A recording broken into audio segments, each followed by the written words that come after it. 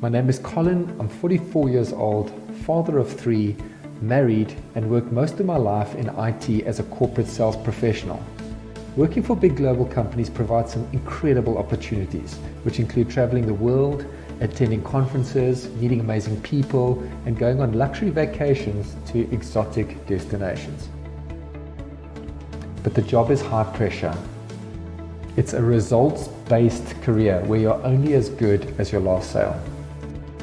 Stress, burnout, fatigue are common symptoms alongside neglecting your health, picking up weight, and falling ill on a regular basis. It's something you end up accepting, like a compromise of sorts. There's typically a turning point at some time in your life when you reached your threshold, your tipping point when you say, enough is enough. Something's got to change and it needs to happen now. For me, that day was when I went away with my mates on a golf tour. As we were returning home, we decided to do a crazy bungee jump off a bridge some 60 plus meters high. One of the dumbest things I've ever done in my life. It was mandatory to be weighed before the jump to ensure the rope was capable of supporting you. I stepped apprehensively on their scale, and let me just say, it's a day I will remember for the rest of my life. I weighed in at a scale damaging 119 kilograms. Holy shit, it hurts to even say that. And to add insult to injury, they wrote the weight on your hand with a thick, black, permanent marker. Have you ever had a defining moment like this in your life? I conveniently wiped the rest of the experience from my memory with only a slight recollection of my mate's laughter at my expense. So here's a picture of me at 119 kilograms. It's not a pretty sight at all, I'm sure you'll agree. So needless to say, I've never been that weight ever again. And in 2011, I managed to get down to 94 kilograms, which is almost 25 kilograms down. I was on top of the world. What an achievement. It was celebration time. Not so fast there, we're not done yet. So back in 2011, after I discovered running, I plucked up the courage to join a multi-sport club where I'd improve my running from short 5-kilometer distances to eventually becoming an endurance athlete and completing several ultra-distance races, and something I continue to do to this very day. So I don't share this to brag, but more so to share the story of the challenges I faced along the way. So after progressing from a fat, lazy slouch to an ultra-distance athlete, I lost a shit ton of weight. But the problem was that I struggled to control my weight and would have massive weight fluctuations throughout the year, which seemed to become a common cycle. One would call this yo-yoing. I'm sure you've heard of this. So at first, I'd fluctuate within a tight range, like between 94 kilograms and 98 kilograms. But as the years progressed, the range would shift, and at the end of 2018, I was fluctuating between 103 and 109 kilograms. What? Yep, that's right. How the hell does that happen? Can you relate to this at all? So on a slightly positive note, like very slight, I realized that I was not alone. I realized this is a struggle that so many people face in today's high-pressured world, where you're expected to do more with less time. The one thing that I realized too is that friends are not honest enough, and often your colleagues are too damn worried about hurting your feelings. They think it's like better to ignore the proverbial elephant in the room than to tell your bestie you're starting to bust out a muffin top and to just like sort that shit out.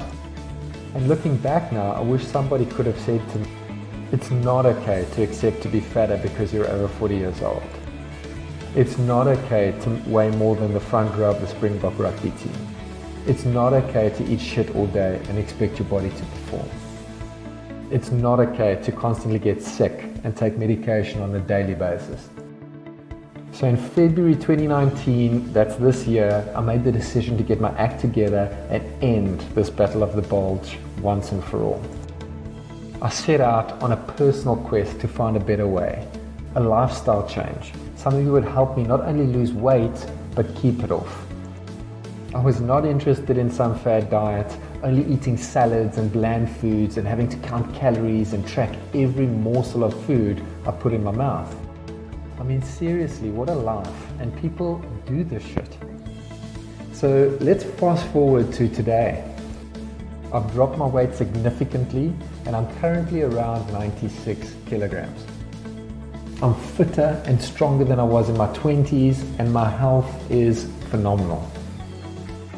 There's a saying that says, nothing tastes as good as skinny feels, and how true that is. But the best part of this experience for me is that I've learned to love food and I get to eat meals that are mouth-watering, tasty, and full of flavor.